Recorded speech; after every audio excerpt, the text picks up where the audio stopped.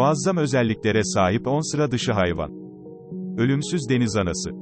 Bu hayvanların cinsel olgunluğa ulaştıktan sonra ergenlik dönemine geri döndüğü biliniyor. Küçük bir su kabarcığı olarak yaşamına başlıyor ve yaşam döngüsünü tamamladığında tekrar basit yapılı hayvan kolonilerinin içine dönüyor. Bu süreç defalarca tekrarlandığı için ölüm gibi bir durum bu canlı için söz konusu değil. Ayrıca uzuvlarını yerinden çıkartabiliyor. Bu ahtapotların zekası yunuslarla yarışır. En tehlikeli hayvanlar listesine girebilecek derecede zeki ve saldırgan bir yapıları var bu ahtapotların. Yetmezmiş gibi bu kalemun gibi kamufle olabiliyorlar ve oldukça hızlı bir itiş gücüne sahipler.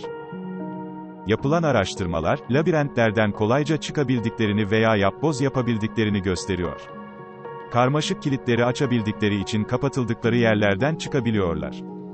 Palyaço balıkları çift cinsiyetli.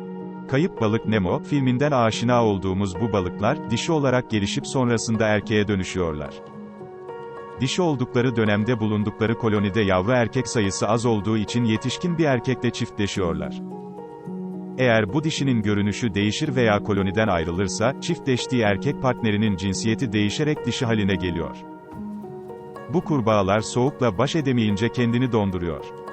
Ağaç kurbağaları olarak geçen bu türün soğukla başa çıkma yöntemi bayağı ilginç. Donuyorlar. Çözüldükten sonra yaşayabilmesinin sırrı ise hücrelerinin glikoz ve üre ile dolu olması.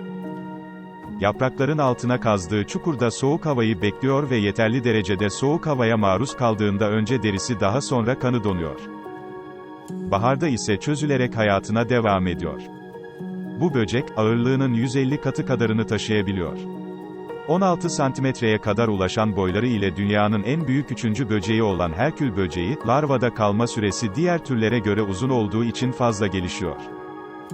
Geçmişte ağırlığının 850 katını kaldırabildiği bilinirken günümüzün değişen şartlarında bu rakamın 150 olarak değiştiği söyleniyor.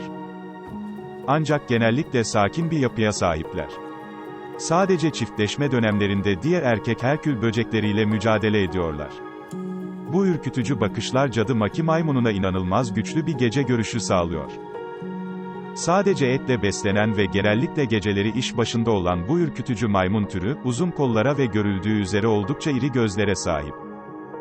Gözlerinin beyinleriyle aynı büyüklükte olduğu bilinen bu hayvanların, mükemmel bir gece görüşü var. Ancak gözlerinin tam önünde olan nesneler dışında diğer şeyleri rahat rahat göremiyor. Dev gözleri, göz çukurunda hareket etmediği için gözünün önünde olmayan nesneleri görmek için başını hareket ettirmek zorunda kalıyor. Avını yakalamak için ağaçlar arasında boyunun 40 katı kadar atlayabiliyor. Ancak karada yürüme kabiliyetine sahip değil. Yapraklı deniz ejderlerinin görünüşüne bakılarak bir hayvan türü olduğunu söylemek zor. Deniz atları ile benzer genetik yapıya sahip bu canlının görüldüğü üzere eşi benzeri olmayan kamuflaj yetenekleri var. Deniz atları gibi bu türde de bebekleri erkek ejderhalar taşıyor. Bu güzel görünümlü ejderlerin maalesef nesli tükenmek üzere. Boynuzlu balina olur mu? Olur. Olgun bir erkek balinanın dudağının üzerinden çıkan bu kıvrımlı boynuzlar 3 metreye kadar uzayabiliyor. Boynuz, yapısı itibariyle oldukça hassas, 10 milyon tane sinir ucuna sahip.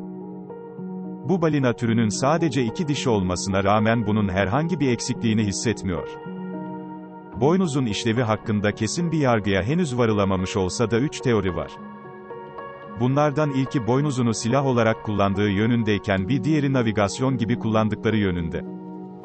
Diğer bir teori ise, çiftleşme döneminde rakipleriyle mücadele ederken kullandığı yönünde.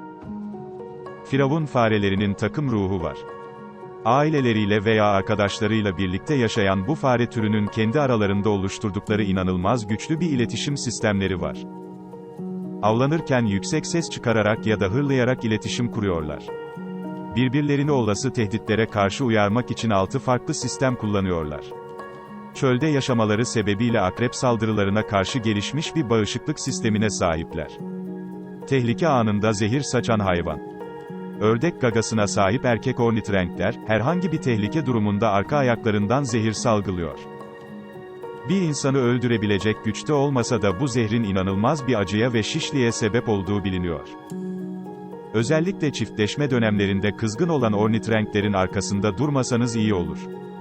İlginç hayvanlar videomuz şimdilik bu kadar. Peki sizin ilginizi çeken, en ilginç olduğunu düşündüğünüz hayvan hangisi? Bir sonraki videomuzda görüşmek üzere. Kanalımızı ilk kez ziyaret ediyorsanız, paylaşılan içerikleri kaçırmamak için abone olarak zil butonunu etkinleştirebilirsiniz. Sağlıcakla kalın.